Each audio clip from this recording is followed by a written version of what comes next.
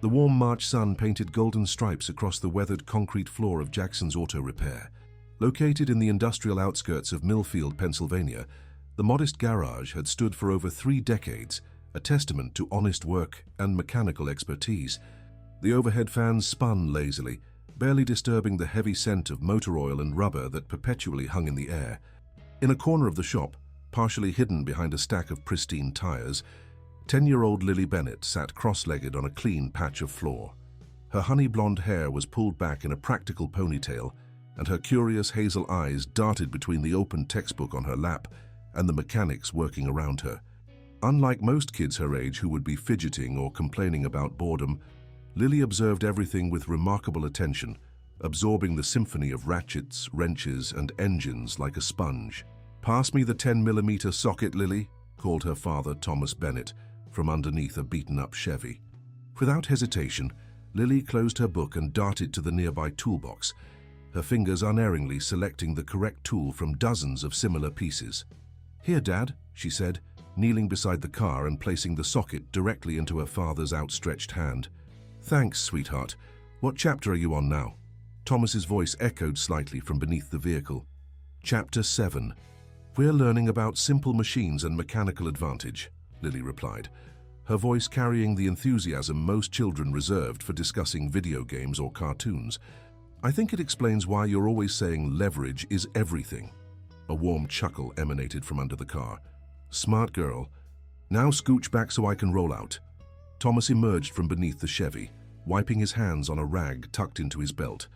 At 42, he carried the weariness of a man who had shouldered more than his fair share of life's burdens.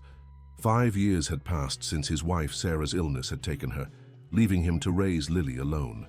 The garage had become not just their livelihood, but their sanctuary, a place where both father and daughter could lose themselves in the straightforward logic of machines rather than dwelling on their loss. "Mr. Bennett," called Mike Stevens, the shop's office manager, from the door. "Mrs. Wilkins is here to pick up her Subaru." "Be right there," Thomas replied, giving Lily a quick wink. "Mind keeping an eye on things here for a minute, boss?" Lily straightened her posture and nodded seriously, a ritual they had performed countless times. It was their shared joke, the little girl momentarily in charge of a professional auto shop, but beneath the playfulness lay genuine respect. Thomas had long recognized that his daughter possessed an extraordinary understanding of mechanics, an intuitive grasp that sometimes surpassed even his veteran technicians. As her father walked away, Lily returned to her corner, but her attention remained on the garage. She watched as Ray and Eddie, the other mechanics, worked on an old Ford pickup. Their movements were practiced and efficient, but Lily could tell from their furrowed brows that they were struggling with something. "Have you checked the timing belt?" she asked quietly, almost to herself. Ray glanced up, surprised. "What was that, Lily?" She hesitated, suddenly self-conscious. "Just the way it's misfiring. It sounds like when Mr. Peterson's truck came in last month." "Dad said it was the timing belt then?" The two mechanics exchanged looks. "You know," Eddie said slowly, "the kid might be onto something." He reached for a different tool and bent over the engine again. This was Lily's world, a peculiar childhood split between elementary school classrooms and the gritty education of an auto repair shop. While her classmates played with dolls or video games, Lily pored over her father's old mechanical engineering textbooks from his community college days. Where other kids watched cartoons, she requested episodes of How It's Made and documentaries about engines and machines. At school, Mrs. Gonzalez, her 5th-grade teacher, had already moved her into advanced mathematics and science curricula, recognizing that Lily's mechanical intuition was built upon a foundation of genuine intellectual gift. But it was here, amid the tools and engines, that Lily truly came alive. Each car was a puzzle, each repair a story, each solution a victory. The familiar rhythm of the morning was suddenly interrupted by a sound that made everyone in the garage pause. The distinctive growl of an exotic engine approaching slowly. Lily felt it before she heard it, a vibration that seemed to resonate at a different frequency than the American-made vehicles that usually populated the shop. Through the wide-open garage doors rolled a Ferrari 488 GTB, its candy apple red finish gleaming so perfectly it seemed to generate its own light. The car moved like a predator, low and powerful, commanding attention with its mere presence. It came to a stop in the center of the shop, the engine purring with a slight but noticeable irregularity that only the most trained ear would detect. Lily's eyes widened. In their small industrial town, such vehicles were practically mythical. She had seen Ferraris in magazines and videos, had memorized specifications and engineering details, but never had she stood in the presence of one. The car represented everything magnificent about mechanical engineering, the pinnacle of human ingenuity dedicated to the pursuit of automotive perfection. The driver's door swung open, and out stepped a man who seemed as meticulously engineered as the vehicle itself. Alexander Blackwood stood tall in a tailored charcoal suit that probably cost more than 3 months of the garage's rent. His salt and pepper hair was expertly styled, his posture impeccable, his movements deliberate. At 53, he carried the confident air of someone accustomed to the world bending to his will. "I need to speak with whoever's in charge," Blackwood announced, his voice cutting through the ambient noise of the garage without needing to shout. His eyes, sharp and assessing, scanned the shop with barely concealed judgment. Thomas emerged from the office, wiping his hands on a fresh cloth. "That would be me. Thomas Bennett, owner. What can we do for you, sir?" Blackwood gestured to the Ferrari with a manicured hand. "There's something wrong with the engine, a noise it shouldn't be making. I have an important charity gala tonight in Philadelphia, and my usual specialist is out of town." His tone made it clear that walking into a place like Jackson's Auto Repair was a last resort. "I was told you might be able to help." "We can take a look," Thomas replied evenly, professional despite the man's condescension. "May I ask who referred you?" "James Harrington. He said you did some work on his vintage Corvette last summer. Spoke quite highly of your establishment." The slight pause made it clear that Blackwood was skeptical of such praise. Across the garage, Lily remained frozen in her corner, transfixed by the magnificent machine. The Ferrari seemed almost alive, an impossible combination of art and engineering. Without conscious thought, she found herself drawn toward it, her textbook forgotten on the floor behind her. Each step brought her closer to the masterpiece of automotive design, her mind already racing through the possible causes for the irregular sound in its engine. In her fascination, she was unaware of the storm about to break, unaware that the next few moments would irrevocably change the course of her life and the lives of everyone in the garage. Lily moved closer to the Ferrari, her steps light and careful, as if approaching a sleeping tiger. The car's presence dominated the humble garage, making the reliable American trucks and sedans that usually filled the space seem ordinary by comparison. The sunlight streaming through the high windows caught the Ferrari's curves, highlighting every perfect line of its aerodynamic design. Alexander Blackwood continued his conversation with Thomas, his voice carrying the distinct tone of someone used to giving orders rather than making requests. "I need this fixed today. Price is no object, but time is. The gala begins at 8, and I'm expected to make an entrance." "We'll do our best, Mr. Blackwood," Thomas replied professionally. "Can you describe exactly what you're hearing and when it occurs?" As the men talked, Lily reached the side of the Ferrari. Up close, the car was even more impressive, a perfect marriage of form and function. She knew from her reading that every curve, every vent, every millimeter of the design served a purpose. Her hand hovered inches from the gleaming surface, hesitating as she recalled her father's rule about touching customers' vehicles without permission. But the pull was too strong. Gently, with the reverence of someone touching a priceless artifact, she placed her small palm against the hood. She could feel the residual heat of the engine, the subtle vibration of mechanical components settling. Closing her eyes, Lily focused on the sensation, trying to connect with the machine in the way she had learned to do with the more common vehicles in the shop. The sound occurs during acceleration, particularly between 3,000 and 5,000 RPM, Blackwood was explaining, gesturing with precision. "It's a slight rattling that—" His words cut off abruptly. As his gaze landed on Lily, her hand splayed across the Ferrari's hood. In an instant, his expression transformed from professional detachment to pure outrage. "Don't touch my car!" he bellowed, the sudden volume making everyone in the garage freeze. Blackwood strode toward Lily, his face flushed with anger. "Get away from there immediately. Who let this child near a $300,000 vehicle?" Lily jumped back as if burned, her eyes wide with shock and embarrassment. The garage fell into uncomfortable silence, broken only by the distant sound of a radio playing rock music from another bay. Thomas quickly moved to his daughter's side, placing a protective hand on her shoulder. "Mr. Blackwood, I apologize. This is my daughter, Lily. She meant no harm." "No harm?" Blackwood's voice dripped with incredulity. "Do you have any idea what those little hands could do to this finish?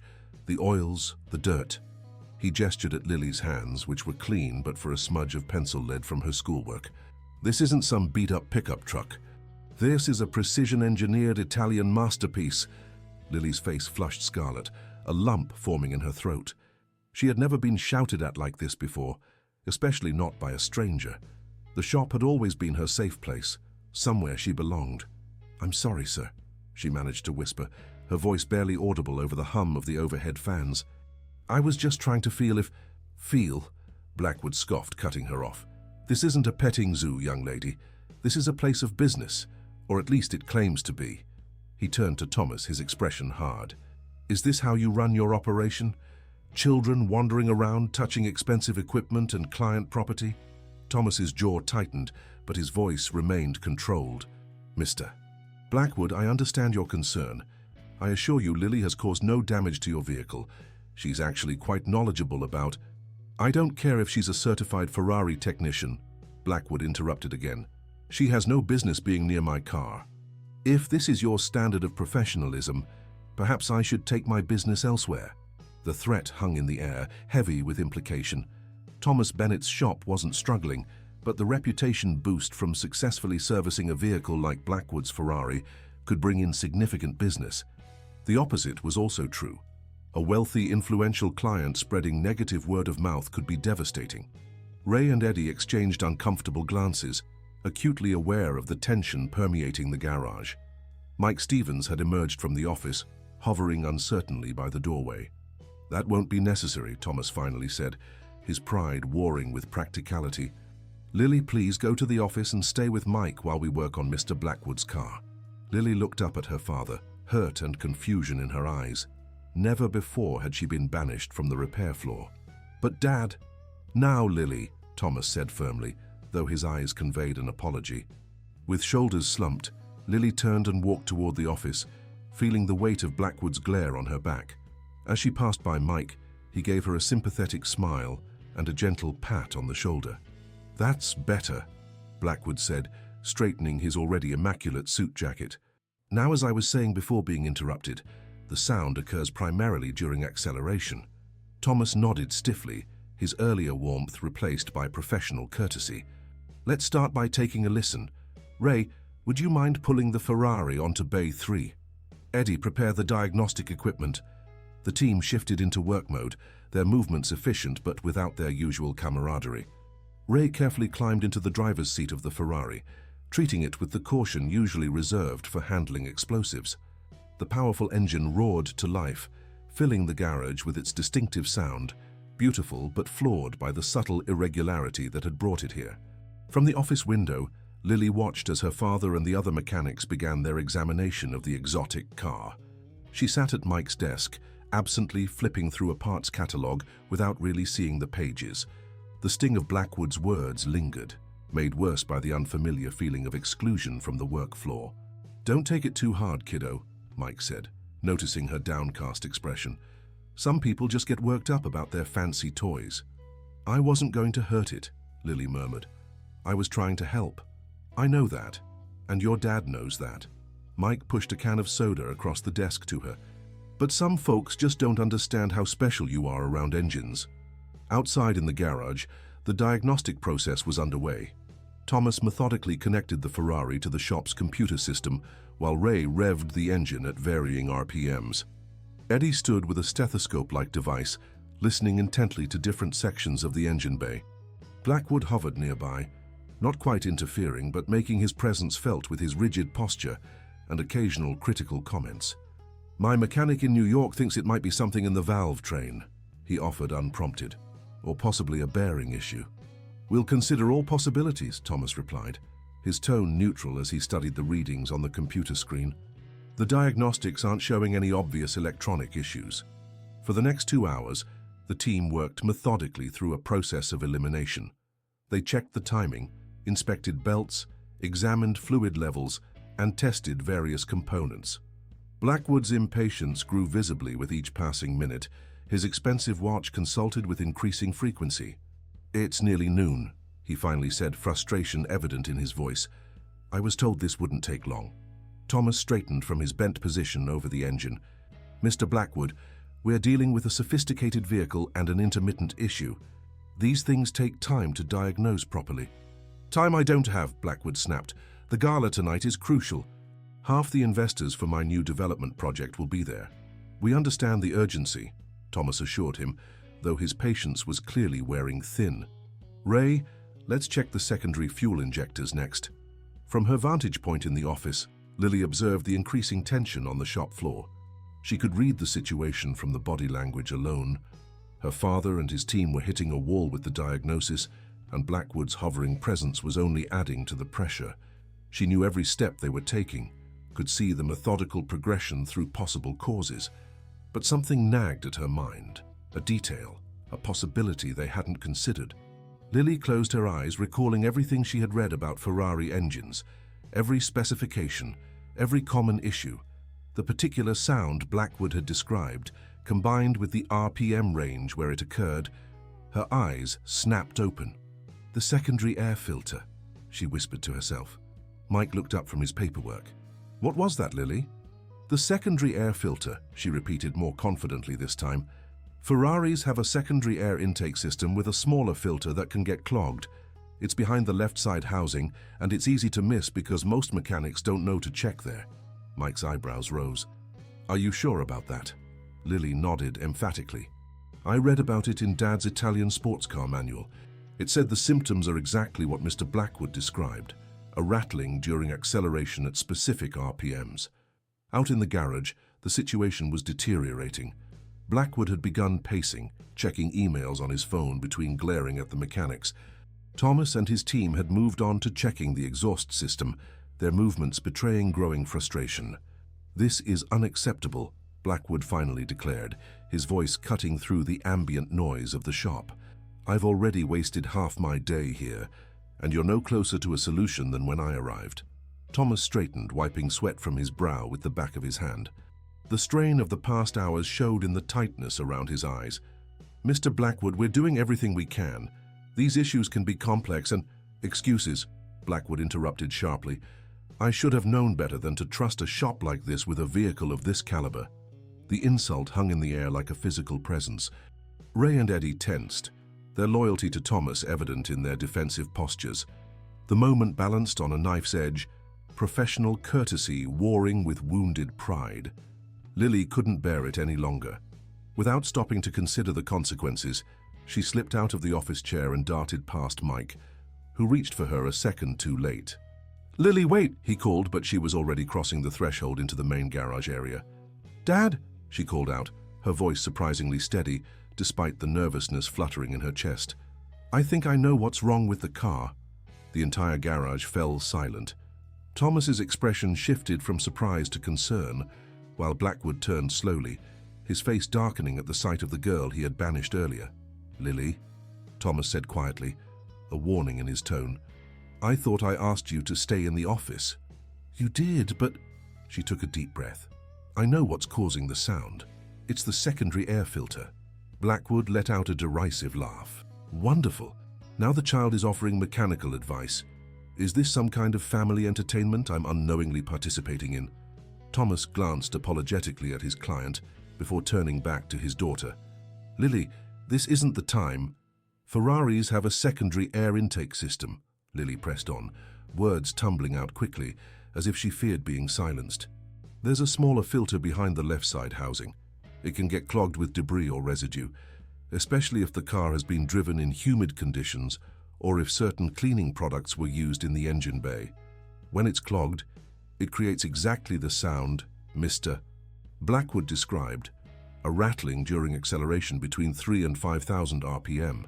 The technical precision of her explanation caused a moment of stunned silence. Ray and Eddie exchanged glances, their expressions shifting from skepticism to consideration. "That's actually possible," Ray said slowly. "Ray, I've heard about secondary filters in some high-end European models, but I didn't think the 488 had one. It does, Lily insisted. It was added in this generation specifically to improve filtration during high-performance driving. It's not in the standard service manual because it rarely needs maintenance. Thomas studied his daughter's face, recognizing the certainty in her eyes, the same look she got when she had solved a particularly challenging math problem or figured out a mechanical puzzle. "Mr. Blackwood," he said carefully, "would you mind if we checked this possibility? It would only take about 20 minutes to access the area Lily is describing." Blackwood looked between father and daughter, undisguised skepticism on his face. "You're seriously considering taking advice from a 10-year-old? About a Ferrari?" "She may be young," Thomas replied, a hint of pride creeping into his voice.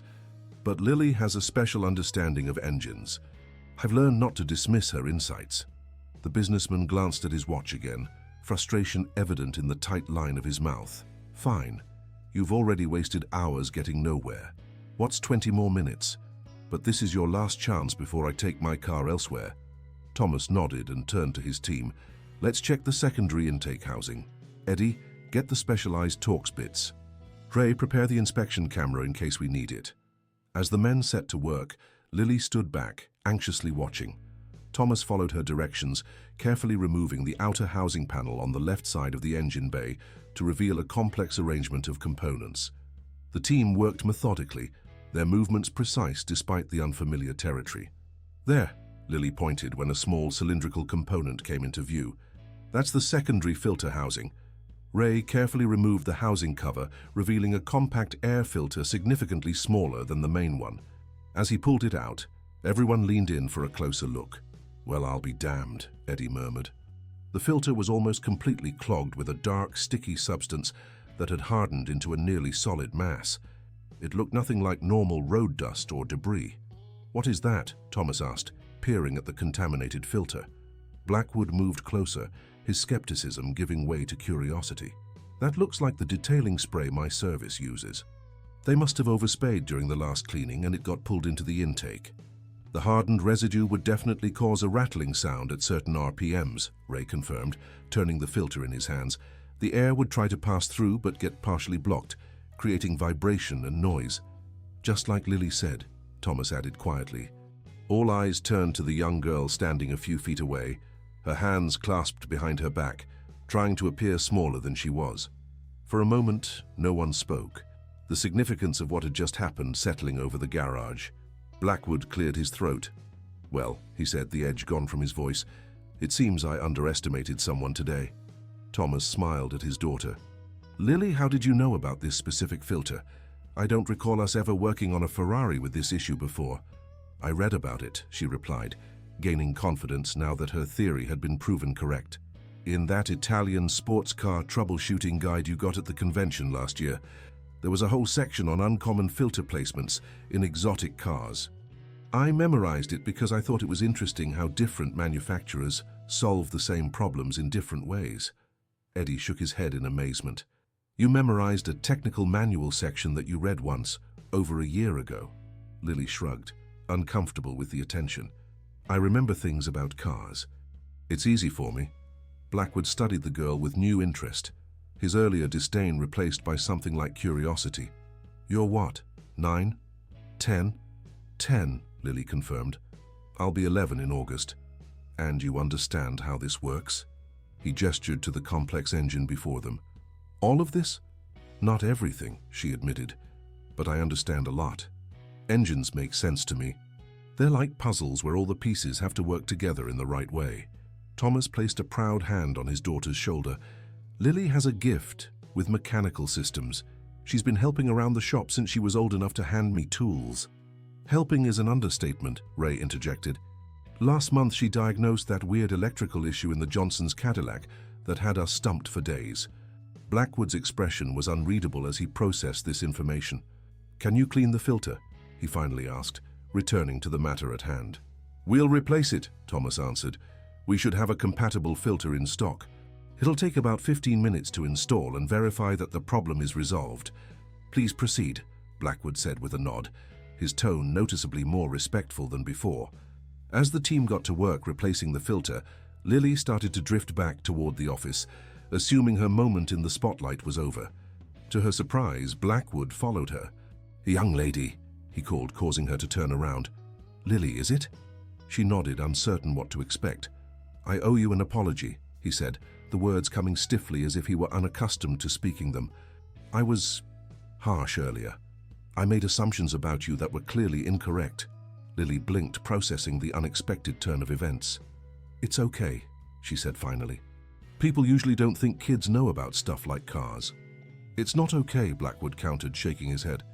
"I judged you by your age and appearance, not by your knowledge or abilities. That was wrong of me." "My dad says everyone makes mistakes," Lily offered.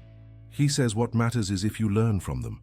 A smile, perhaps the first genuine one since he'd entered the garage, briefly softened Blackwood's stern features. "Your father sounds like a wise man."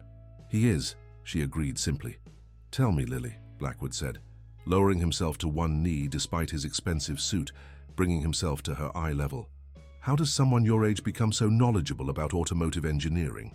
She shrugged again, but her eyes lit up at the question. "I've always liked machines. When I was really little, maybe 4, Dad would explain how things worked when he fixed them. I started reading his manuals and magazines when I was about 6. Now I read everything I can find about cars and engines. The library has some good books, and Dad brings home technical journals sometimes. And school. Do you enjoy your classes?" "Some of them. Math and science are good. They help me understand engineering better. But regular classes can be," she searched for the right word, "slow sometimes." Blackwood nodded thoughtfully. "I imagine they would be for someone with your aptitude." Across the garage, the team had installed the new filter and were reassembling the housing. Ray slid into the driver's seat and started the engine. The Ferrari roared to life, its sound now pure and perfect, the troublesome rattle completely gone. "There we go," Eddie exclaimed, grinning broadly. Smooth as silk. Thomas revved the engine several times, pushing it through the RPM range where the problem had occurred.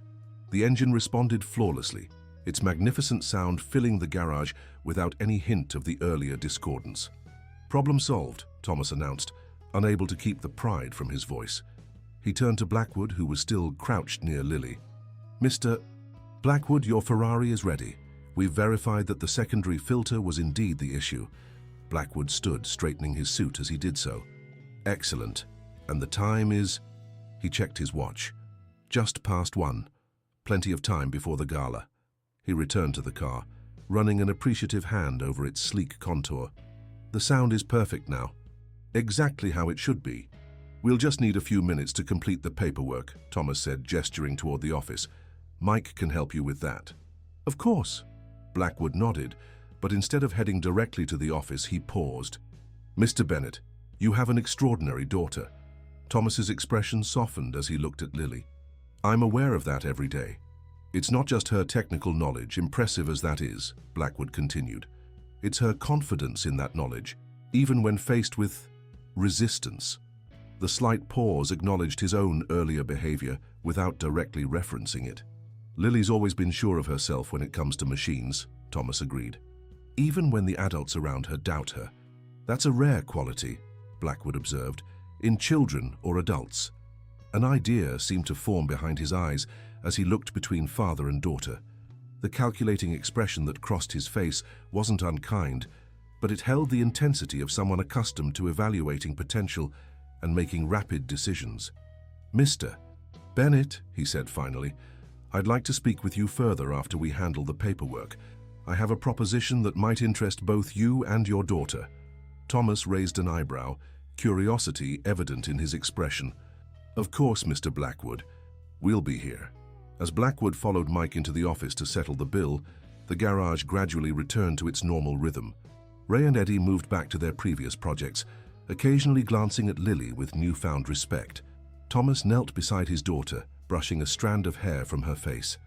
"I'm proud of you, Lily Pad," he said softly, using his special nickname for her. "You stood up for what you knew was right, even when it was intimidating."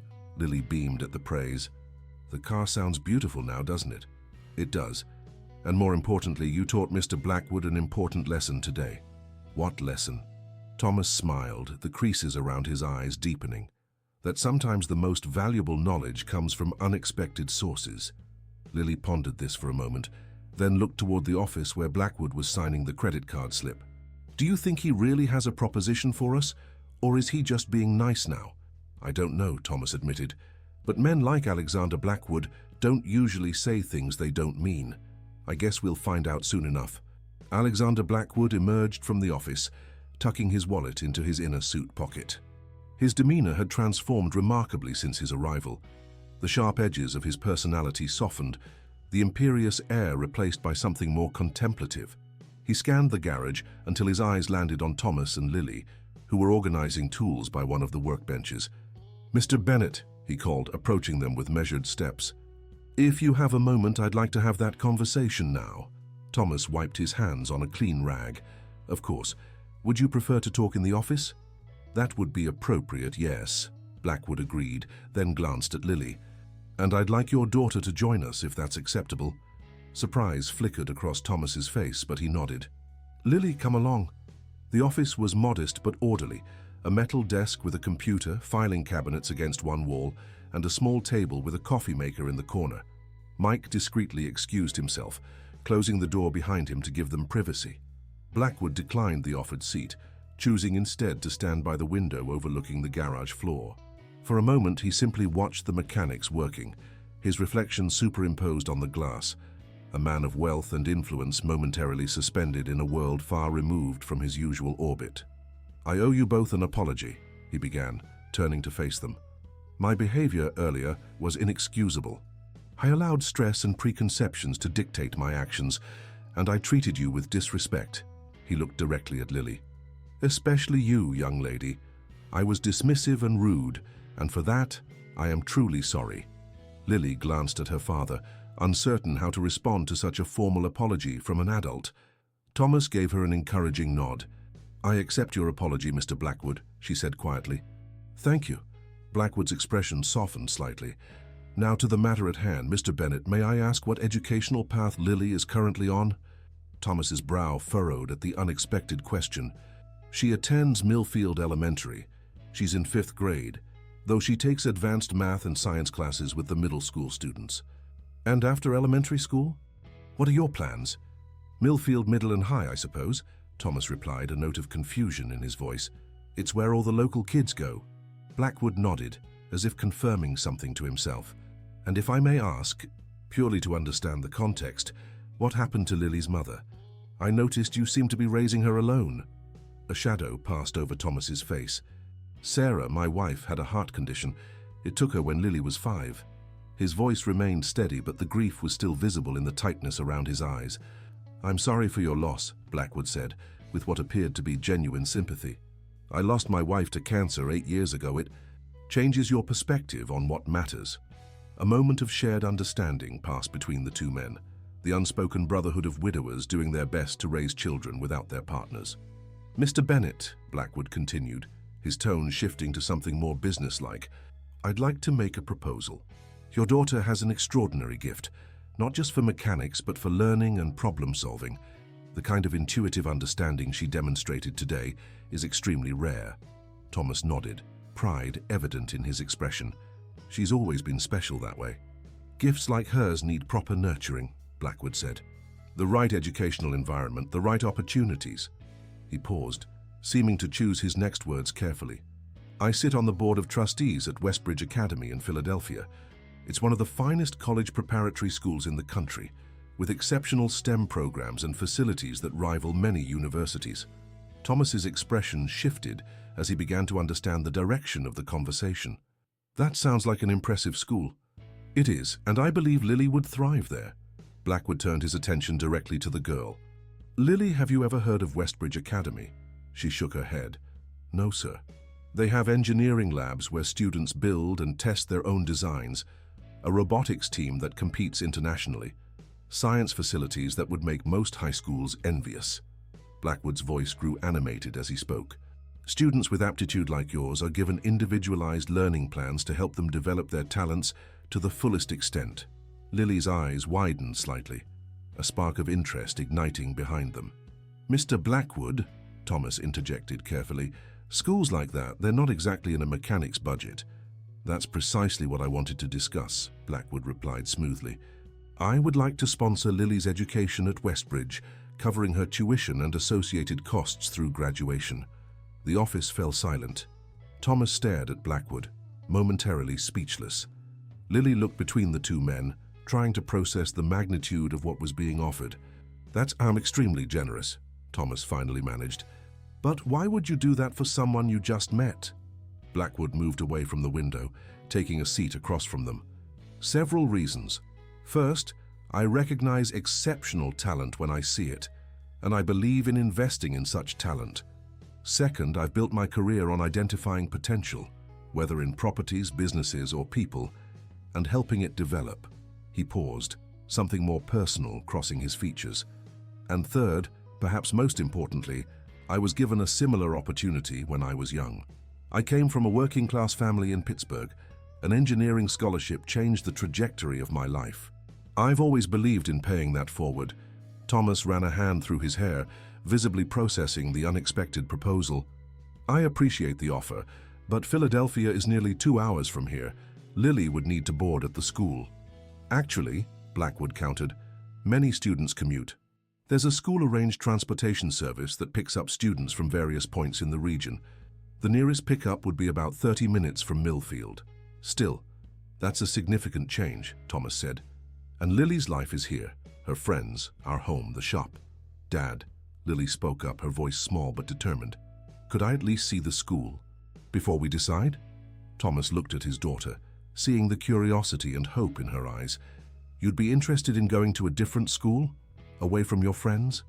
Lily hesitated, then spoke with the honesty that characterized her. I don't really have many friends at school. Most kids think I'm weird because I talk about cars and engines instead of TikTok and video games. She turned to Blackwood. Does Westbridge have other kids who like mechanical engineering? Blackwood smiled, the expression transforming his stern face. Absolutely. There's an entire club dedicated to automotive design and engineering. Students have built their own electric car that competes in efficiency challenges. Really? Lily's eyes lit up. Really, Blackwood confirmed, and that's just one example. The school believes in nurturing students' specific interests, not forcing everyone into the same mold. Thomas watched his daughter's enthusiasm grow, recognizing the spark that appeared whenever she discovered something that truly engaged her intellect. It was a spark he rarely saw in relation to her current school. We could visit, he conceded cautiously. See the campus, talk to some teachers, no commitments. Excellent, Blackwood said, clearly pleased. I can arrange a tour for this Friday, if that works for you.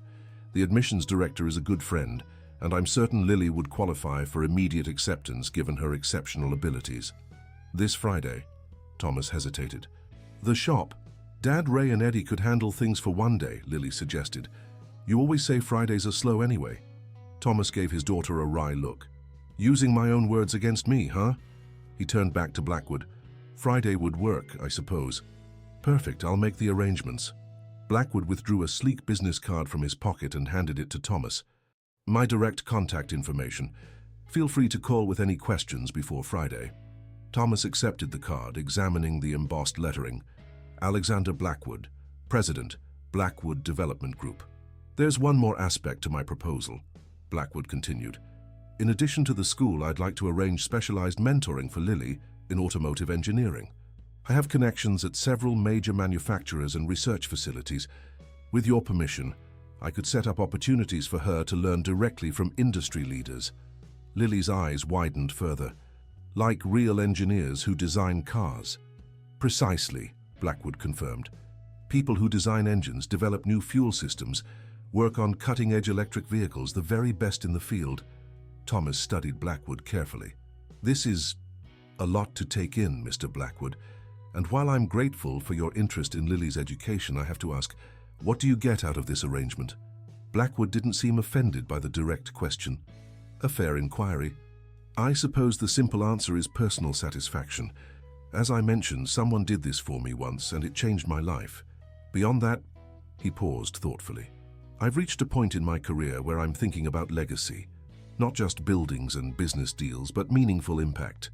He looked at Lily with unexpected warmth. Young minds like your daughters represent the future. The innovations they'll create, the problems they'll solve. That's what will shape the world long after people like me are gone. Supporting exceptional talent is perhaps the best investment anyone can make. Thomas nodded slowly, still processing the whirlwind turn of events. We'll need time to think about all this even after visiting the school. Of course, Blackwood agreed readily. This is a significant decision. Take whatever time you need. He rose from his chair, straightening his suit jacket. I should be going. I have preparations for this evening's gala. The car is ready whenever you are, Thomas said, standing as well. Before I go, Blackwood said, addressing Lily directly, I'm curious. What do you hope to do with your knowledge of engineering someday? What's your dream? Lily considered the question seriously.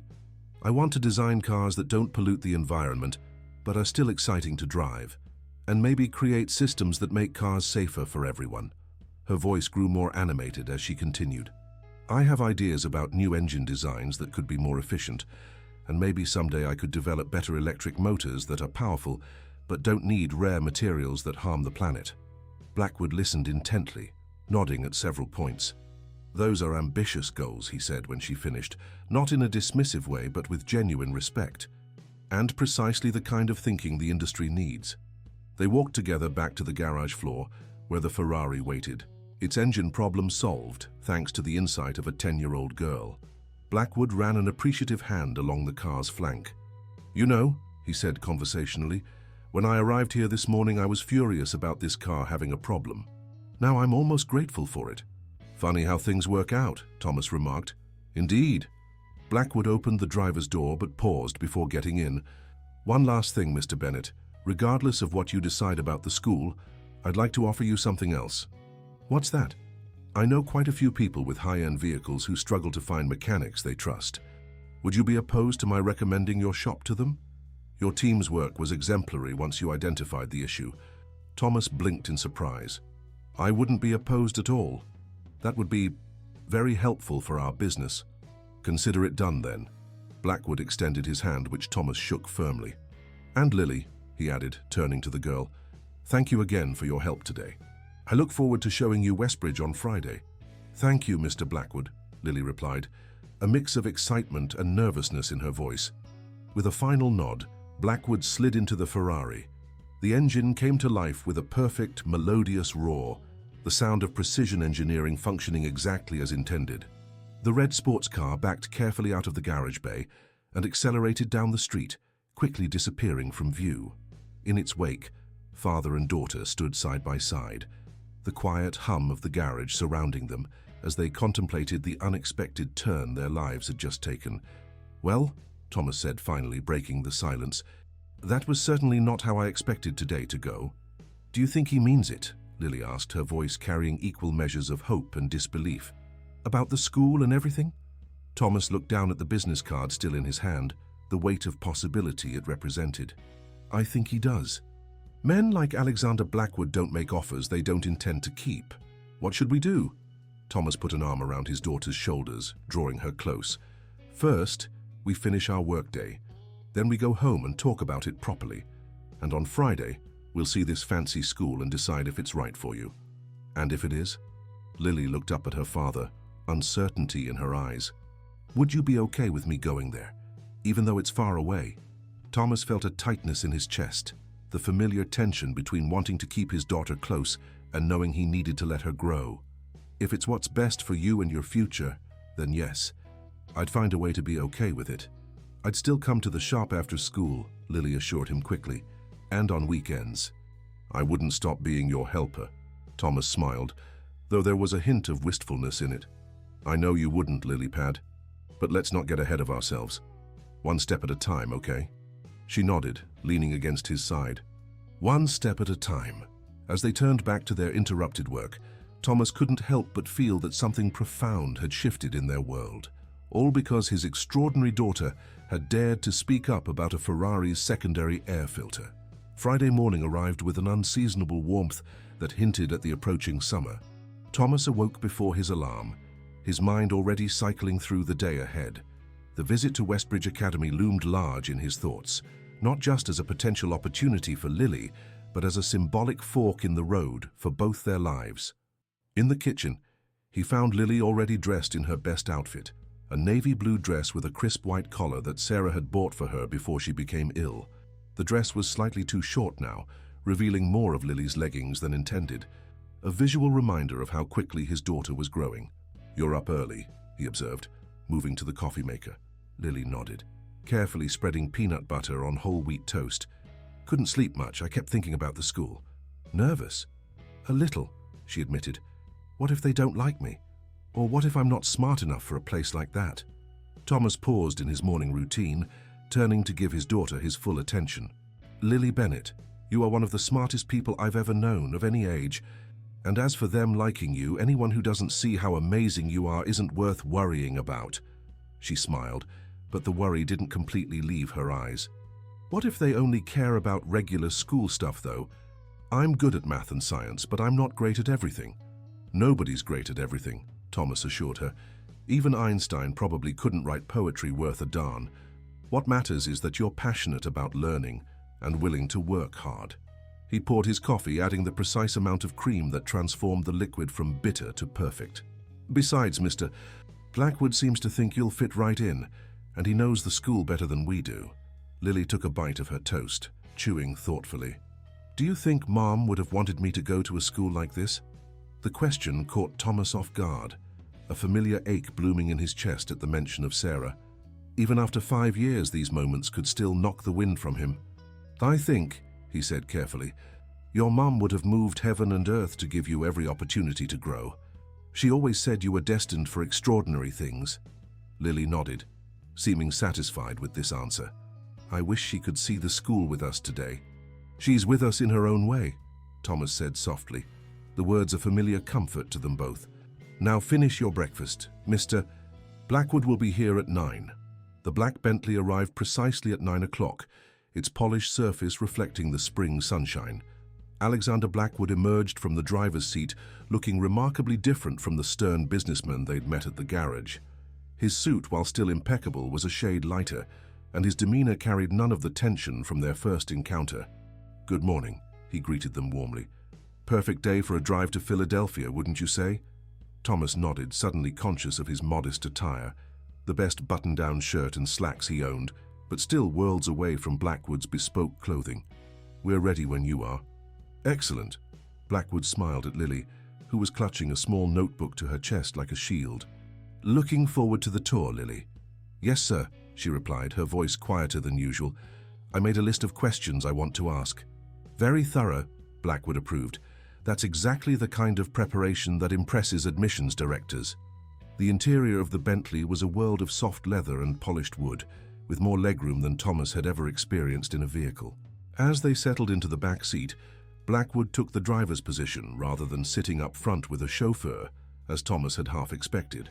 "I prefer to drive myself when possible," Blackwood explained, catching Thomas's surprised expression in the rearview mirror.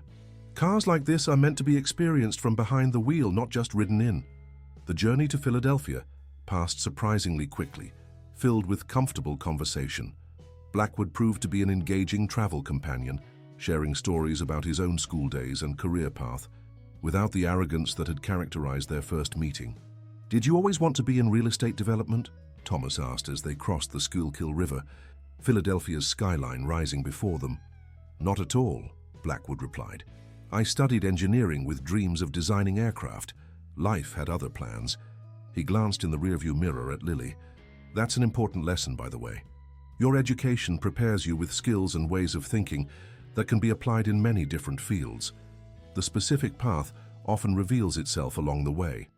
As they approached the city center, the urban landscape gave way to a more sedate neighborhood of historic homes and tree-lined streets.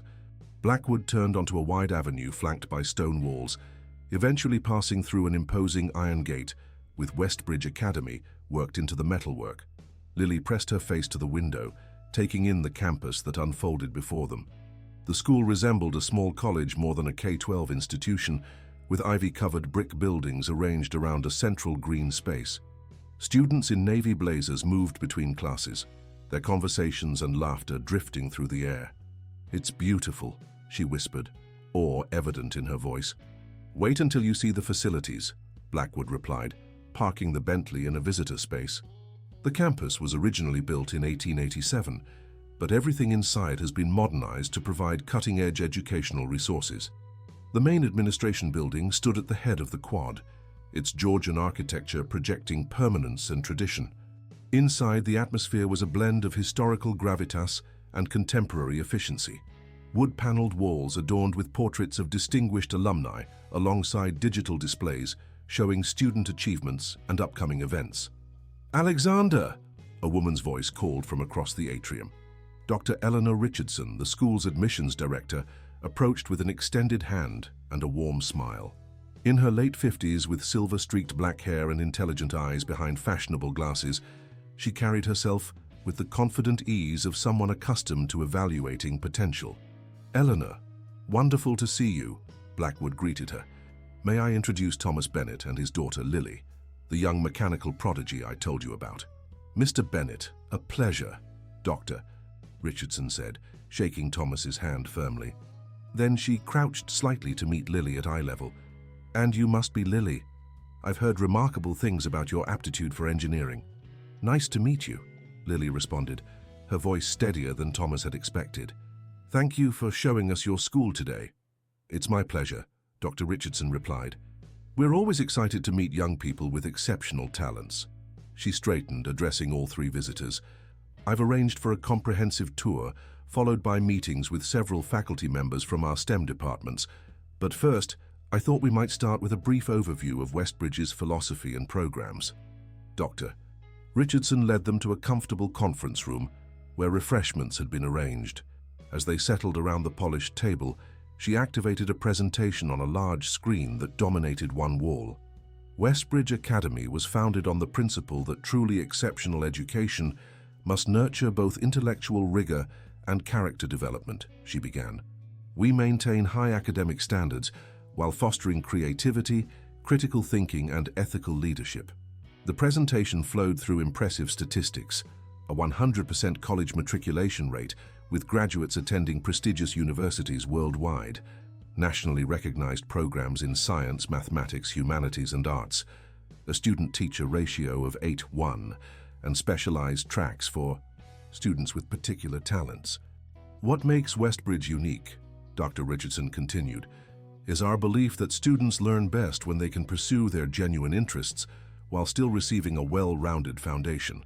For a student like Lily with an exceptional aptitude for mechanical engineering, we would design a learning path that emphasizes her strengths while ensuring growth in all essential areas."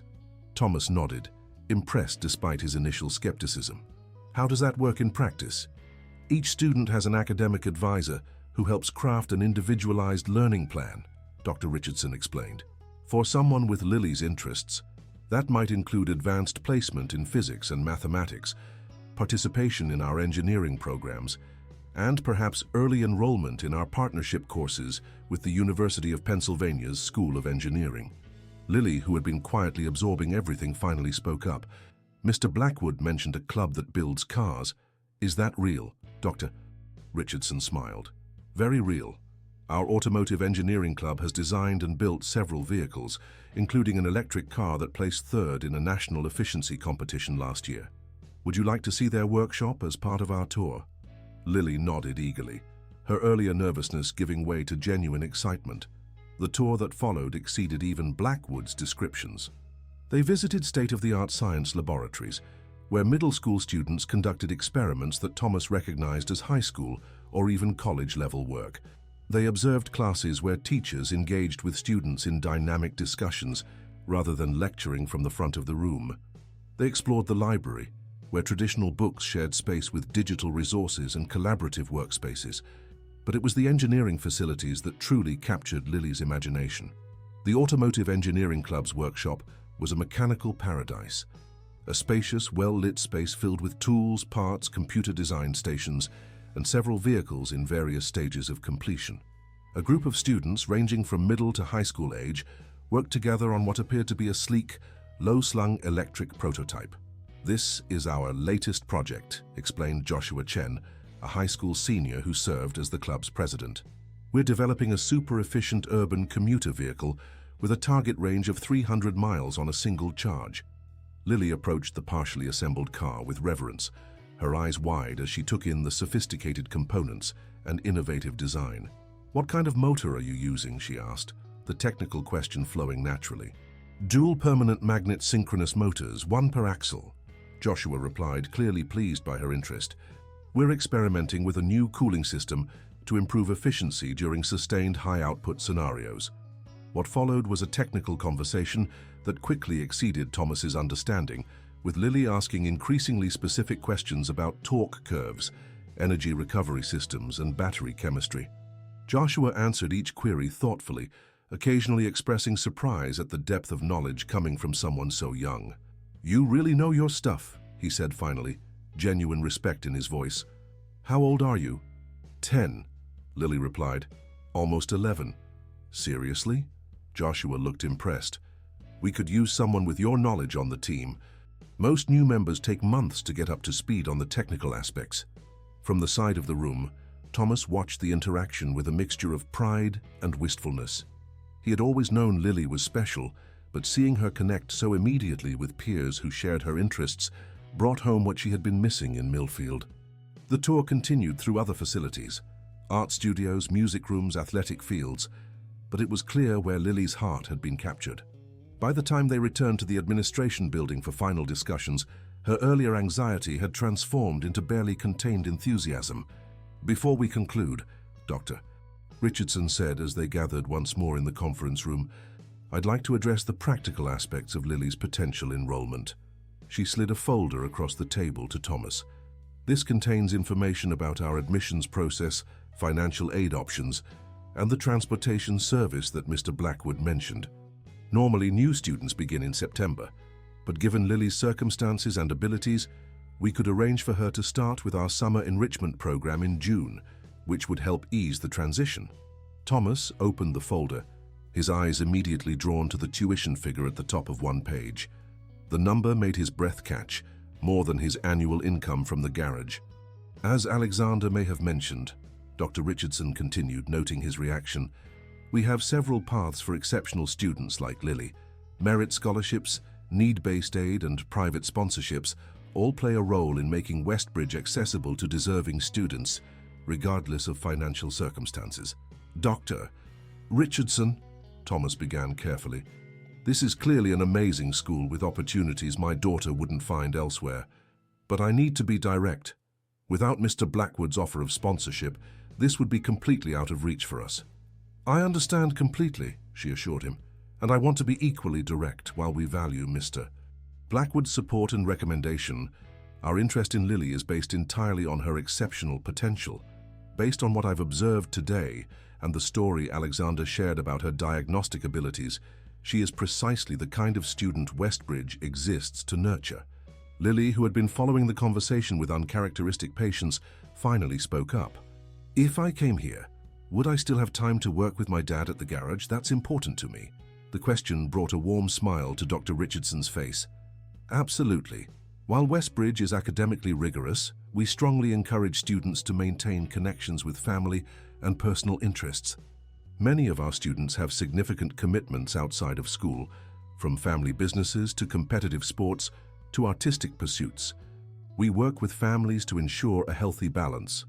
The rest of the meeting covered logistical details, the admissions process, largely a formality in Lily's case according to Dr. Richardson, the daily schedule, and support services available to students. Throughout it all, Thomas found himself increasingly convinced that Westbridge could offer his daughter opportunities he had never imagined possible. As they prepared to leave, Dr. Richardson shook Lily's hand once more. "I very much hope to see you at Westbridge this summer, Lily. Students like you are why we do what we do." "Thank you for showing us around," Lily replied. "I really liked the engineering workshop." "I could tell," Dr. Richardson said with a knowing smile. "Joshua texted me after your visit. Apparently you suggested a modification to their cooling system that he's quite excited about." Lily blushed slightly. "It was just an idea." "Ideas are where innovation begins," Dr. Richardson replied. "That's something we believe deeply at Westbridge." As they walked back to the Bentley, Lily was uncharacteristically quiet, her expression thoughtful. Thomas placed a gentle hand on her shoulder. "What are you thinking, Lilypad?" She looked up at him, emotions warring behind her eyes. "I really like it here, Dad. A lot. But what? But it would mean big changes. For both of us," She glanced back at the campus. And it's all happening so fast. Thomas nodded, understanding completely. It is fast. And big changes can be scary even when they're good changes. Alexander Blackwood, who had been giving them space during this exchange, approached with car keys in hand. The decision doesn't need to be made immediately, he assured them. Take the weekend to discuss it as a family. As they settled into the Bentley for the return journey, Thomas found himself watching his daughter's expression as she gazed back at Westbridge's campus, her face reflecting both excitement and uncertainty. In that moment, he realized that regardless of what they decided about the school, a threshold had already been crossed. Lily had glimpsed a world of possibilities beyond Millfield, beyond even what he, as her father, had been able to envision for her. And there would be no going back from that moment of recognition for either of them. The weekend passed in a blur of conversations, questions, and careful consideration. By Sunday evening, Thomas and Lily had reached their decision. She would attend Westbridge Academy, beginning with the summer enrichment program in June. The choice, while momentous, felt right to both of them, a leap of faith into a future filled with possibility. The following weeks unfolded with dizzying speed. There were forms to complete, assessments to take, which Lily passed with scores that impressed even Dr. Richardson, and preparations to make for the new schedule that would soon govern their lives. Thomas arranged for Ray to take on more responsibility at the garage, adjusting the workflow to accommodate the mornings when he would drive Lily to the transportation pickup point in neighboring Greenfield.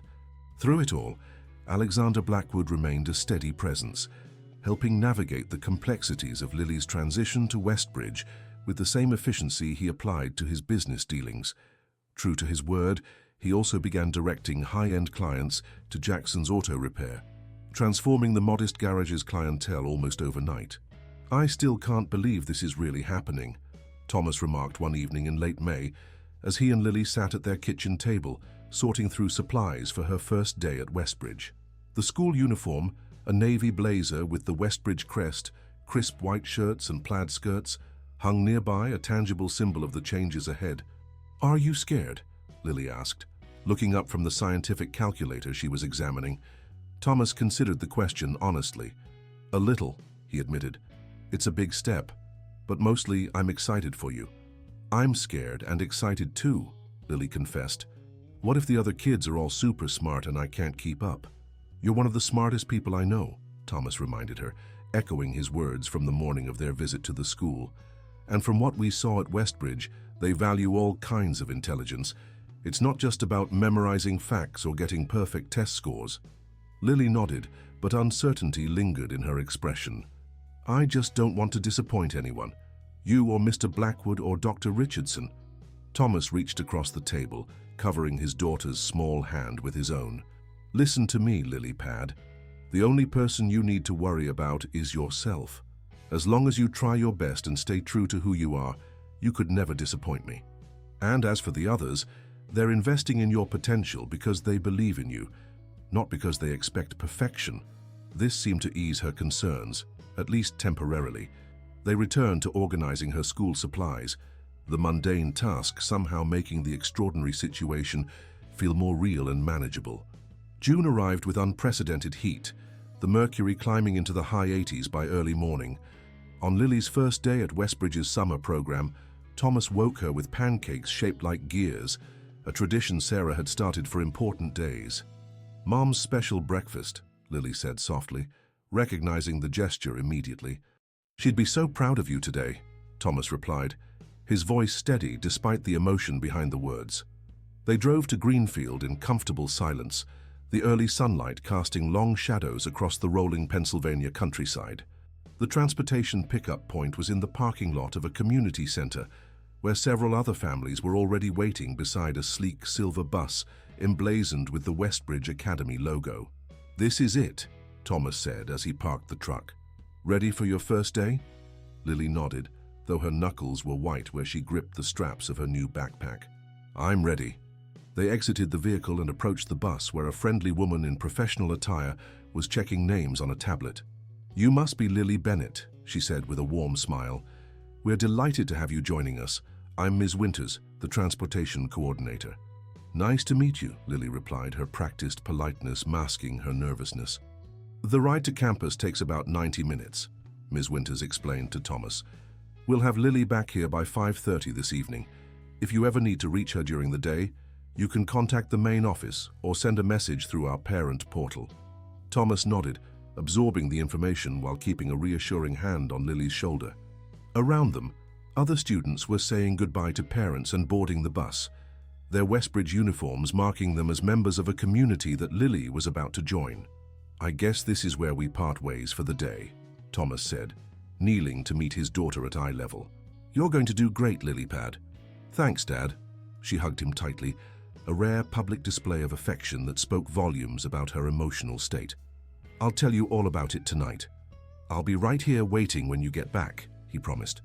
And hey, remember to have some fun along with all that learning, okay? With a final smile, Lily turned and boarded the bus, finding a window seat that allowed her to wave to her father as the vehicle pulled away.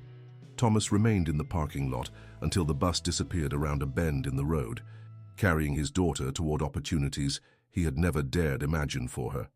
The garage seemed unusually quiet that day, despite the steady stream of customers that had become the new normal since Blackwood's recommendations began bringing in high-end vehicles. Thomas worked methodically, his hands performing familiar tasks while his mind repeatedly checked the time, counting the hours until Lily's return. She'll be fine, Tom, Ray assured him during their lunch break. That kid's got more brains and guts than most adults I know. I know, Thomas agreed. It's just strange, her being so far away. This is the longest we've been apart since... He didn't need to finish the sentence. Ray had been there after Sarah's passing, had witnessed the father and daughter's journey through grief to their new normal. Well, she'll have plenty to tell you tonight, Ray said, changing the subject with the ease of long friendship. Now, about this Maserati that's coming in tomorrow, the owner mentioned something about a transmission issue. The day crawled by, each hour stretching impossibly long. At 4:30, Thomas cleaned up his workspace and left Ray in charge, driving back to Greenfield with enough time to spare that he arrived at the pickup point nearly 40 minutes early. He waited in the truck, alternately checking his phone for messages and watching the road for the silver bus. When it finally appeared, precisely on schedule at 5:30, Thomas was already standing in the parking lot. The doors opened and students began to disembark, chattering animatedly about their day. Lily was among the last to exit, deep in conversation with a girl who appeared a few years older. And the robotics lab has actual industrial-grade equipment, the other girl was saying. You should totally join the team this fall. Maybe I will, Lily replied, her voice carrying a confidence that Thomas hadn't heard before. I have some ideas about improving the articulation mechanisms. Cool. Talk to Dr. Mater about it. He's always looking for fresh perspectives. The girl spotted her ride and waved goodbye. See you tomorrow, Lily. See you, Zoe, Lily called back before turning and spotting her father. Her face broke into a radiant smile as she ran toward him. Dad! Thomas caught her in a hug, lifting her slightly off the ground. There's my girl. How was it? Amazing, Lily breathed, her eyes alight with excitement. We did this engineering challenge where we had to design a bridge using just pasta and glue, and mine held more weight than anyone else's in the group. And in science, we're working with actual laboratory equipment, not just reading about experiments in textbooks. And I met so many kids who like the same things I do. The words tumbled out in a rush as they walked to the truck, Lily barely pausing for breath as she recounted the details of her day. Thomas listened intently, savoring her enthusiasm and the animated way she described each new experience. And then in the automotive workshop, they let me see the electric car they're building. Here it's so advanced, Dad. They're using this cutting-edge battery technology that the engineering team at Penn is developing. Joshua, he's the senior I told you about from our tour. He says I can join the design team even though I'm younger than the other members. Sounds like you found your people, Thomas observed as they drove home, the setting sun painting the sky in brilliant oranges and pinks. Lily nodded emphatically. No one thinks it's weird that I like cars and engines.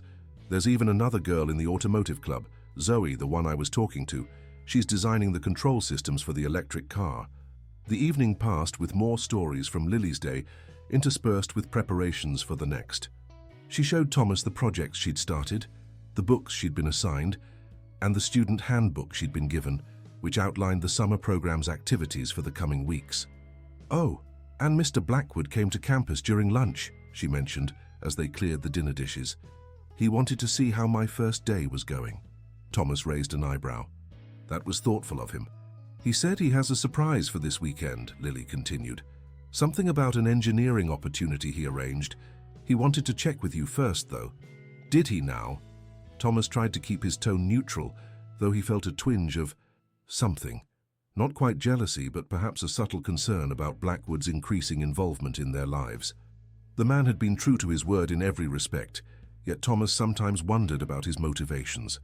Was this still about paying forward an opportunity he'd once received, or was there something more to his interest in Lily? His phone rang later that evening, as if summoned by his thoughts. Alexander Blackwood's name appeared on the screen. "Thomas," Blackwood greeted him warmly when he answered. "I hope I'm not calling too late." "Not at all," Thomas assured him. "Lily mentioned you visited Westbridge today." "I did. She seems to be adapting remarkably well. The faculty are already impressed with her insights." "She came home full of excitement," Thomas confirmed. "Thank you again for making this possible." "It's my pleasure," Blackwood replied, his tone sincere. "Actually, that's why I'm calling. I've arranged something that I think Lily would find valuable, but I wanted to discuss it with you first." "She mentioned a surprise for the weekend?" "Yes. I have a colleague at the University of Pennsylvania's School of Engineering who runs a special program for gifted young people interested in automotive design. This Saturday, they're hosting a workshop on future propulsion technologies, everything from advanced electric motors to experimental hydrogen systems." Thomas considered this. "Sounds like something right up Lily's alley." "Precisely. I'd be happy to take her if you're comfortable with that. The workshop runs from 9 to 4 at the engineering campus in Philadelphia." There it was again, that slight discomfort at Blackwood's involvement. Thomas took a breath, examining the feeling. Was it protectiveness? A fear of being replaced in his daughter's life by someone who could offer her opportunities he couldn't? Or simply the natural caution of a father? "Actually," he said after a moment, "I'd like to join you if that's possible. I'd enjoy seeing what these workshops are all about." "Of course," Blackwood replied without hesitation. "I should have suggested that from the start. It would be excellent for you to see this aspect of Lily's education as well. We could make a day of it. The workshop, then perhaps lunch at a nice restaurant nearby." The easy acceptance of his involvement eased Thomas's concerns somewhat. "Sounds like a plan, then. I'll make sure Ray can handle the garage on Saturday." After finalizing the details, Thomas hung up and found Lily hovering nearby, obviously having overheard his side of the conversation. "So what's the surprise?" she asked eagerly. Thomas smiled at her transparent attempt at nonchalance. "Something about advanced propulsion technologies at Penn Engineering. Mr. Blackwood thought you might be interested." "Really?" Her eyes widened. "That sounds amazing. When is it?" "Saturday. And I'll be coming along too." If he had harbored any lingering concerns about Blackwood attempting to edge him out of Lily's life, they were dispelled by her reaction. Pure joy at the prospect of sharing the experience with her father. "That's perfect," she exclaimed. "You'll get to see the engineering labs, and maybe we can check out their automotive research center too. They're doing groundbreaking work on hybrid systems that could revolutionize the industry." Thomas laughed, both amused and impressed by her knowledge. "Sounds like you've been doing some reading on the subject." "Dr. Mehta, he's the engineering faculty advisor. He gave me some articles about Penn's research programs," Lily explained. "He said I should start thinking about which universities have the best programs for automotive engineering, even though that's years away. Planning ahead, huh?" Thomas ruffled her hair affectionately. "Just don't grow up too fast, okay? I'm still getting used to you being in this fancy school." Saturday arrived clear and warm. Blackwood picked them up in a different vehicle, a Tesla Model S, its silent operation a stark contrast to the rumbling Ferrari that had first brought him into their lives. "Thought it would be appropriate, given the workshop's focus on alternative propulsion," he explained as they settled into the luxurious interior. The University of Pennsylvania's engineering campus buzzed with activity despite the weekend, with the workshop participants gathering in a modern glass and steel building that housed the automotive engineering department. The attendees were a diverse group, mostly high school students with a few middle schoolers and even a couple of elementary-age children like Lily. All shared the same intense interest in the future of transportation technology. Welcome to our Future Propulsion Technologies Workshop, announced Dr. Jasmine Rodriguez, the program director.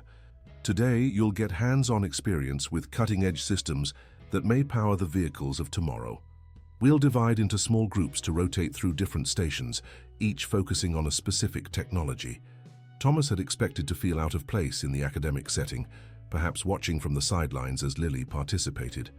Instead, he found himself drawn into the activities alongside her, his practical knowledge of automotive systems complementing the theoretical concepts being presented. "You have excellent mechanical intuition," commented Dr. Kai Chen, who was leading a session on electric motor design. "Are you in the industry?" "I own an auto repair shop," Thomas explained, slightly self-conscious about his relatively humble profession in this setting. "That's valuable real-world experience," Dr. Chen replied with genuine interest. "We often get so caught up in theoretical innovation that we forget about practical considerations like maintenance and repair. The best designs account for the entire life cycle of the vehicle, including serviceability." Throughout the day, Thomas observed Lily in her element, asking insightful questions, offering creative solutions to design challenges, and collaborating easily with older students. The shy, somewhat isolated girl from Millfield Elementary had transformed into a confident young engineer in training, respected by peers and mentors alike.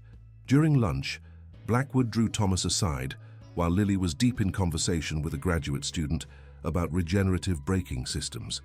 "She's remarkable," Blackwood said, watching Lily sketch a diagram to illustrate her point. "Even among gifted students, her intuitive grasp of mechanical systems stands out." Thomas nodded, pride mixing with a bittersweet awareness of how quickly his daughter was developing. "She's always had that ability to see how things work, how they fit together. Sarah, my late wife, used to say Lily could see the world in layers, like she was looking through to the inner workings of everything." "That's a beautiful way to describe it," Blackwood replied thoughtfully. "And a rare gift. The world needs minds like hers to solve the challenges we're facing: environmental degradation, resource depletion, the need for sustainable technologies.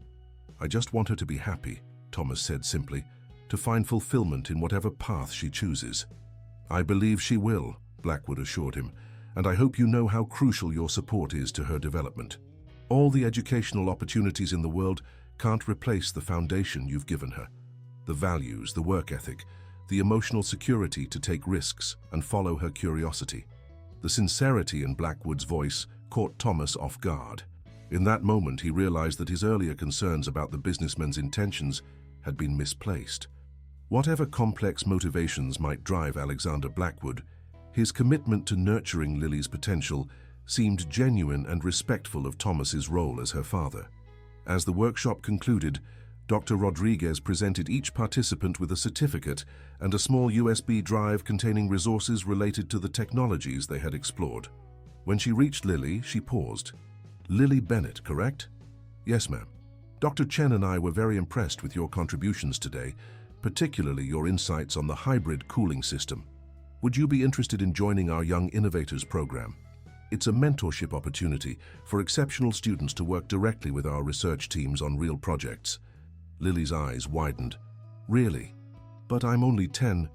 "Age is less relevant than ability and passion," Dr. Rodriguez replied with a smile, "and you've demonstrated both in abundance today." As they drove home that evening, Lily clutched the program application forms, her expression one of disbelief and excitement. "I can't believe this is happening," she said softly. 3 months ago, I was just a weird kid who liked cars too much. Now you're still that same amazing kid," Thomas finished for her, "but you're finding your place in the world, a place where your gifts are recognized and valued." From the driver's seat, Blackwood nodded in agreement. "That's what education should be about, not forcing square pegs into round holes, but helping each person discover where they fit naturally." They rode in companionable silence for a while, the summer countryside rolling past the windows as twilight descended. Thomas found himself reflecting on the extraordinary turn their lives had taken, all because a 10-year-old girl had dared to touch a Ferrari and speak up about a hidden air filter. 3 months later, on a crisp September morning, Jackson's auto repair hummed with activity. The garage had undergone a transformation almost as remarkable as Lily's educational journey. What had once been a modest local business now attracted clients from across 3 states. Its reputation for exceptional service, particularly with high performance and luxury vehicles, spreading through Alexander Blackwood's network of influential connections. Thomas moved between work bays, supervising a team that had grown from 3 to 7 mechanics. The original space had been expanded into the vacant building next door, doubling their capacity and allowing for specialized service areas dedicated to different types of vehicles. A gleaming new sign hung above the entrance, Bennett Automotive Engineering, a name change that reflected both the elevated nature of their work and Thomas's desire to create something that could one day belong to Lily. "The diagnostics on the Aston Martin are complete," reported Carlos, the newest technician who specialized in European luxury cars. "Looks like we were right about the electronic throttle control. Parts should arrive tomorrow." "Good work," Thomas replied. "Let's update the client and make sure they know we're still on schedule for completion by Friday." In his new office, a far cry from the cluttered space he had once shared with Mike, Thomas paused before a wall of photographs. Lily featured prominently, receiving her certificate from the Young Innovators program, standing proudly beside the electric vehicle she had helped design at Westbridge, presenting at a junior engineering conference at Penn. Interspersed were pictures of the garage's evolution and the growing team that had made it possible. The computer on his desk chimed with an incoming video call. Thomas smiled as he accepted it, Lily's face appearing on the screen. "Hey, Dad," she greeted him, her surroundings revealing one of Westbridge's science labs. "Just checking to make sure we're still on for this afternoon. The demonstration starts at 4. "Wouldn't miss it for the world," Thomas assured her. "Ray's handling the last appointments and I'll head out at 2 to beat the traffic to Philadelphia." "Great. Mr. Blackwood is coming too. He said he'll meet us there." "I expected as much," Thomas said with a small smile. Over the past months, Blackwood had remained a consistent presence in their lives, less a benefactor now and more a genuine mentor and friend. "Are you nervous about the presentation?" Thomas asked, noting the barely contained excitement in his daughter's expression. "A little," Lily admitted. "But Dr. Rodriguez helped me prepare, and I've practiced a ton. I just hope the prototype performs as well as it did in testing." "It will," Thomas said confidently. "And even if there are glitches, that's part of the engineering process. Every setback is just data for the next iteration."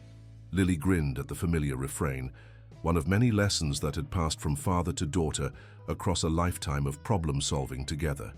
"I know. Oh, I've got to run. Advanced physics is starting." "See you at 4.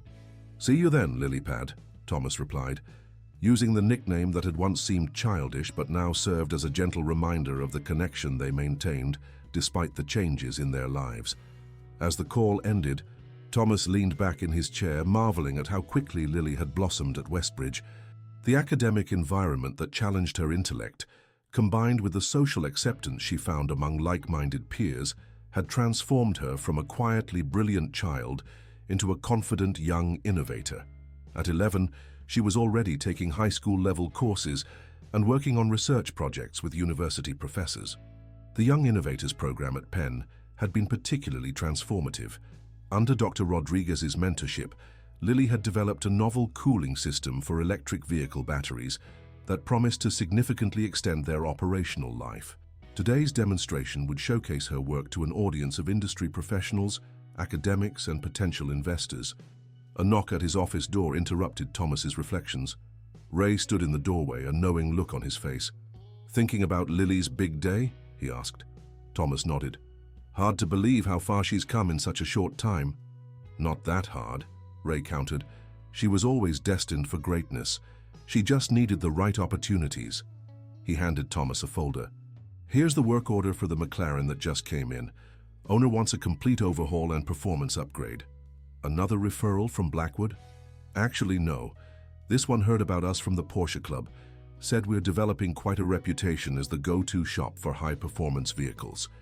Thomas leafed through the specifications, noting the complexity of the requested modifications. "We've come a long way from oil changes and brake jobs."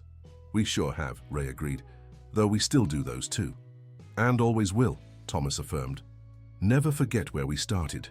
The afternoon sun cast long shadows as Thomas drove toward Philadelphia, his thoughts alternating between pride in Lily's accomplishments and reflection on the extraordinary chain of events that had brought them to this point. Had anyone told him a year ago that his daughter would be presenting original research at the University of Pennsylvania, or that his small-town garage would become a destination for exotic car owners, he would have dismissed it as an impossible fantasy. Yet here they were, living that very reality, all because of a chance encounter with a red Ferrari and a momentary touch that had sparked outrage, recognition, and ultimately, transformation. The engineering campus buzzed with activity as Thomas arrived. The demonstration was being held in the main atrium of the Advanced Transportation Research Center, a state-of-the-art facility where academia and industry collaborated on next-generation vehicle technologies. A sizable crowd had already gathered, drawn by the unusual nature of the presentation, a breakthrough innovation developed by an 11-year-old prodigy. Alexander Blackwood spotted Thomas from across the room and made his way over, elegant as always in a perfectly tailored suit. "Thomas, good to see you. Quite a turnout for Lily's big moment." "Bigger than I expected," Thomas admitted, surveying the assembled group of professionals and students.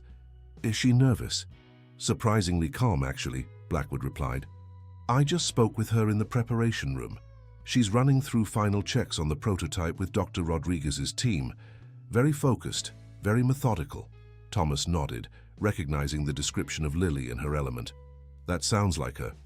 "There are some important people here today," Blackwood mentioned, lowering his voice slightly. "Representatives from major automotive manufacturers, venture capital firms, even a few government agencies interested in sustainable transportation technologies." "She's 11, Thomas reminded him, a protective note entering his voice. "This is a school project, not a business venture."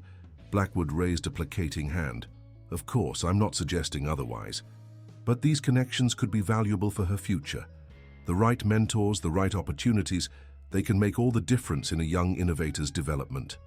Before Thomas could respond, the lights dimmed slightly, and Dr. Jasmine Rodriguez stepped onto the small stage at the front of the atrium. "Good afternoon, everyone," she began, her voice carrying easily through the space. "Thank you for joining us for this special demonstration from our Young Innovators program. Today, we have the privilege of witnessing a truly remarkable advancement in electric vehicle battery management technology developed by one of our youngest but most promising program participants. Dr. Rodriguez gestured toward the side of the stage where Lily now stood, poised and professional in her Westbridge uniform. "Please welcome Lily Bennett, who will present her dynamic adaptive cooling system for high-capacity EV batteries." The audience applauded as Lily took the stage, appearing remarkably composed despite the distinguished crowd. Thomas felt his chest tighten with a complex mix of emotions, pride, amazement, and a touch of wistfulness at how quickly his little girl was growing up. "Thank you, Dr. Rodriguez," Lily began, her voice clear and steady. "And thank you all for coming today. I'm excited to share with you a technology that I believe could help address one of the significant challenges facing electric vehicles: thermal management of battery systems under varying load conditions." With the confidence of someone twice her age, Lily launched into an explanation of her innovation, a cooling system that automatically adjusted to different driving scenarios, optimizing battery temperature to extend range and lifespan, while minimizing energy consumption. She moved seamlessly between technical details and practical applications, using slides and a small-scale working model to illustrate key concepts. Thomas watched in awe, occasionally glancing around to gauge the audience's reaction. They appeared genuinely engaged, many taking notes or leaning forward with interest. Even the most seasoned engineers in the room seemed impressed by the elegance of the solution Lily had developed. "The key insight came from an unexpected source," Lily explained, approaching the climax of her presentation. "While working in my dad's auto repair shop, I observed how high-performance combustion engines use variable cooling strategies depending on operational demands. I realized that existing EV battery cooling systems were comparatively static, treating all usage scenarios identically." She activated the demonstration unit, which displayed real-time data as it simulated different driving conditions. By implementing a predictive algorithm that anticipates thermal loads based on driving patterns and environmental factors, the system can preemptively adjust cooling parameters for optimal efficiency. The graphs on the display showed dramatic improvements over conventional systems: 15% extended range in city driving, 22% in highway conditions, and significantly reduced degradation rates under stress testing. In conclusion, Lilly said, the dynamic adaptive cooling system represents a practical, implementable solution to a significant challenge in electric vehicle technology. By rethinking our approach to thermal management, we can make EVs more efficient, more durable, and ultimately more accessible to consumers worldwide. The applause that followed was immediate and enthusiastic. As Lilly opened the floor for questions, hands shot up throughout the audience. Technical inquiries, practical implementation concerns, even early discussions of potential partnerships. From his position at the back of the room, Thomas felt a hand on his shoulder. He turned to find Alexander Blackwood watching him with an understanding smile. "Quite something, isn't she?" Blackwood said softly. "She always has been," Thomas replied, his voice thick with emotion. "I just never imagined all this." He gestured to the prestigious venue, the engaged audience, the confident young presenter, fielding complex questions with ease. "That's the thing about exceptional talent," Blackwood observed. "It can remain hidden in plain sight until someone recognizes it and provides the right environment for it to flourish." "Someone like you," Thomas acknowledged, meeting the older man's gaze directly. "I've never properly thanked you for what you've done for Lily. For both of us, really." Blackwood shook his head. "No thanks necessary. Watching her development has been reward enough. Besides," he added with a hint of irony, "if I hadn't been so unreasonably angry about her touching my car that day, none of this might have happened." "True," Thomas conceded with a small smile. "Though I suspect Lily would have found her way eventually, with or without a Ferrari as the catalyst." The formal Q&A session concluded, but Lily was quickly surrounded by audience members eager to continue the conversation. Thomas watched as his daughter navigated the impromptu networking event with surprising poise, exchanging ideas with engineers and researchers several times her age. Dr. Rodriguez made her way through the crowd to join Thomas and Blackwood. "Remarkable presentation," she said, genuine admiration in her voice. "Lily has a natural ability to communicate complex ideas clearly, a rare skill even among seasoned engineers." "She gets that from her mother," Thomas said softly. "The technical innovation itself is genuinely significant," Dr. Rodriguez continued. "We're already in discussions with several manufacturers about potential implementation in future vehicle designs. With appropriate patent protection, of course," she added, noting Thomas's surprised expression. "Lily would be the primary inventor, with the university as a supporting partner." "Patents, implementation." Thomas shook his head, still adjusting to the rapidly expanding possibilities. "For this is moving awfully fast." "Welcome to the world of cutting-edge innovation," Dr. Rodriguez replied with sympathy. "But please don't worry. We have extensive experience managing these transitions, especially with young inventors. Lily's education and well-being remain the priority. Any commercial applications would be structured to support her development, not exploit her talent." Thomas nodded, grateful for the reassurance even as he tried to process the implications. Across the room, he caught Lily's eye. She excused herself from her conversation and made her way to his side, her face flushed with excitement. "Dad, did you see? The system performed exactly as predicted." "I saw," he confirmed, pulling her into a hug. "You were amazing up there, Lily Pad, so poised, so knowledgeable. Your mom would have been bursting with pride." Lily returned the embrace tightly. "I was thinking about her during the presentation," she confessed, "remembering how she used to help me build those little motor kits when I was really young.